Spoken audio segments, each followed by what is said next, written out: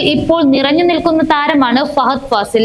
ഏറെ ഹിറ്റുകൾ മലയാളി പ്രേക്ഷകർക്ക് സമ്മാനിച്ച ഫഹദ് ഫാസിലിന്റെ ഏറ്റവും പുതിയ ചിത്രം ആവേശം ഇരുകൈയും നീട്ടിയാണ് ആരാധകർ സ്വീകരിച്ചത്. ഇതോടുകൂടി സോഷ്യൽ മീഡിയയിലും ഇപ്പോൾ ഫഹദ് ഫാസിൽ തന്നെയാണ് താരമെന്ന് പറയാം.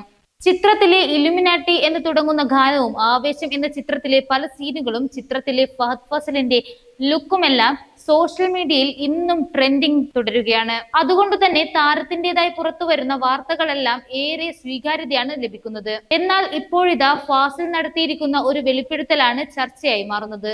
തനിക്ക് ADHD അഥവാ attention deficit hyper activity syndrome എന്ന രോഗം കണ്ടെത്തിയെന്ന ഫഹദിന്റെ വെളിപ്പെടുത്തലാണ് വാർത്താ പ്രാധാന്യം നേടുന്നത്. കുട്ടിയായിരിക്കുമ്പോൾ തന്നെ ADHD കണ്ടെത്തിയാൽ ചികിത്സിച്ച് മാറ്റാമെന്നും, എന്നാൽ തനിക്ക് 41-ാം വയസ്സിൽ കണ്ടെത്തിയതിനാൽ ഇനി ഇത് മാറാൻ സാധ്യത കുറവാണെന്നും ഫഹദ് ഫാസിൽ പറഞ്ഞു. കോതമംഗലത്തെ പീസ് വാലി ചിൽഡ്രൻസ് വില്ലേജ് ഉദ്ഘാടനം ചെയ്ത് സംസാരിക്കുകയായിരുന്നു അദ്ദേഹം. താരത്തിന്റെ വാക്കുകൾ ഇങ്ങനെയായിരുന്നു: ഞാനിവിടെ വന്നപ്പോൾ സാബൻ ഉമ്മറുമായി സംസാരിക്കുകയായിരുന്നു. ADHD എന്ന രോഗാവസ്ഥയുണ്ട്. പല രീതിയിലുള്ള കണ്ടീഷനാണ് നമ്മൾ ഡിസ്കസ് ചെയ്തത്. അതിൽ എന്റെ രോഗത്തെ പറ്റിയും സംസാരിച്ചു. അത് മാറ്റാനാകുമോ എന്നാണ് ഞാൻ ചോദിച്ചത്. എന്നാൽ ചെറുപ്പത്തിൽ അത് കണ്ടെത്തിയാൽ മാറ്റാനാകുമെന്നാണ് അദ്ദേഹം പറഞ്ഞത്. എന്നാൽ 41-ാം വയസ്സിലാണ് കണ്ടുപിടിക്കുന്നത്. എനിക്ക് ആ രോഗാവസ്ഥയാണ്. വലിയ രീതിയിലല്ലെങ്കിലും ചെറിയ രീതിയിൽ അതെനിക്കുണ്ട്. ഇവിടെ ഞാൻ കണ്ട മുഖങ്ങൾ എനിക്ക് മറക്കാൻ കഴിയില്ല. ആ മുഖങ്ങളിൽ നിന്ന് എന്തോ വെളിച്ചം എന്റെ ഉള്ളിലേക്ക് കയറിയിട്ടുണ്ട് എന്ന് ഞാൻ വിശ്വസിക്കുന്നു എന്നാണ് ഫഹദ് ഫാസിൽ പറഞ്ഞത്. എന്നാൽ ഇതോടുകൂടി ADHD എന്ന രോഗത്തെക്കുറിച്ചുള്ള ചോദ്യങ്ങളാണ് ഉയർന്നു വരുന്നത്. എന്താണ് ഈ രോഗമെന്നും ഈ രോഗത്തിന്റെ ലക്ഷണങ്ങൾ എന്താണെന്നും തുടങ്ങി നീളുന്നു ചോദ്യങ്ങൾ. എന്താണ് ADHD എന്ന് നമുക്ക് നോക്കാം. നാഡീവ്യൂഹ വികാസവുമായി ബന്ധപ്പെട്ട ഒരു തകരാറാണ് ADHD എന്നത്. ADHD കുട്ടികളാണ് സാധാരണയായി ബാധിക്കുന്നത്.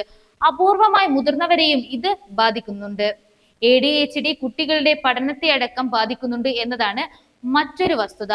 ഒരു കാര്യത്തിലും ശ്രദ്ധ കേന്ദ്രീകരിക്കാൻ കഴിയാതിരിക്കുക, വളരെ വേഗം അസ്വസ്ഥരാകുക, പുതിയ കാര്യങ്ങൾ പഠിക്കുന്നതിനോ ചെയ്തുകൊണ്ടിരിക്കുന്നത് പൂർത്തിയാക്കുന്നതിനോ കഴിയാതെ വരിക, വളരെ പെട്ടെന്ന് ബോറടിക്കുക, ഒരു കാര്യത്തിലും ക്ഷമയില്ലാത്ത അവസ്ഥ, അടങ്ങിയിരിക്കാത്ത പ്രകൃതം, ശാന്തമായി ഇരുന്ന് ജോലി ചെയ്യാൻ കഴിയാതെ വരിക, അലസത, വിഷാദം എന്നിവയെല്ലാം ഇതിന്റെ ലക്ഷണങ്ങളാണ്. ADHD ഉള്ള കുട്ടി കൗമാരത്തിലെത്തിയാൽ പെട്ടെന്ന് ദേഷ്യം വന്ന് സംസാരിക്കുകയും തങ്ങളുടെ തെറ്റുകൾക്ക് മറ്റുള്ളവരെ കുറ്റപ്പെടുത്തുകയും കാരണമില്ലാതെ പ്രകോപിതരാകുകയും ചെയ്യാം.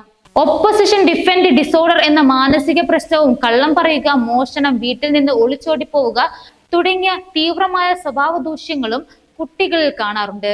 ന്യൂറോളജിക്കൽ പ്രശ്നങ്ങൾ, മാസം തികയാതെയുള്ള ജനനം, കുറഞ്ഞ ഭാരം, ജനിതക ഘടകങ്ങൾ, പാരമ്പര്യം, കുടുംബ ചരിത്രവും മസ്തിഷ്ക പരിക്കും ആഘാതവും ഒക്കെയാണ് ഈ രോഗത്തിന്റെ കാരണമായി ചൂണ്ടിക്കാട്ടുന്നത്. കുട്ടികളിൽ എന്ന പോലെ ചെറിയൊരു ഭാഗം മുതിർന്നവരിലും ഈ രോഗം കണ്ടുവരാറുണ്ട്. ഫോൺ ഫ്രിഡ്ജിൽ വെച്ച് മറക്കുക, എന്തെങ്കിലും ചെയ്യാൻ ആരംഭിച്ച ശേഷം ഉദ്ദേശിച്ച കാര്യം മറന്നു പോവുക എന്നിങ്ങനെ മുതിർന്നവരിൽ കണ്ടുവരുന്ന ഹ്രസ്വകാല ഓർമ്മ നഷ്ടപ്പെടുന്ന അവസ്ഥയാണ് ADHD. വിവരങ്ങൾ ശേഖരിച്ചു വെക്കാനുള്ള തലച്ചോറിന്റെ ശേഷിക്കുള്ള തകരാറാണ് കാരണം. മറ്റൊന്ന് സമയത്തെക്കുറിച്ച് ധാരണയില്ലാത്തതാണ്.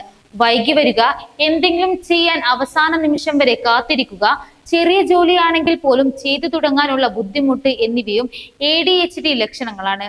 തലച്ചോറിന്റെ പ്രീഫ്രോണ്ടൽ കോർട്ടക്സ് സജീവമല്ലാതിരിക്കുക, അതിൽ ഉൽപ്പാദിപ്പിക്കുന്ന ഡോപ്പമിൻ തകരാറുകൾ എന്നിവ കാരണമാണിത്. അശ്രദ്ധ പോലെ തന്നെ ചില കാര്യങ്ങളിൽ അമിതമായി ഊന്നലും ശ്രദ്ധയും നൽകുന്നതും ADHD ലക്ഷണമാണ്. ചില കാര്യങ്ങളിൽ ഏർപ്പെട്ടാൽ ആ പ്രവർത്തനത്തിൽ നിന്ന് ശ്രദ്ധ തിരിയാൻ ബുദ്ധിമുട്ടും സമയബോധമില്ലാതെ അതിൽ തന്നെ മുഴുകിയിരിക്കുക എന്നിവയും ലക്ഷണങ്ങളിൽ പെടുന്നു.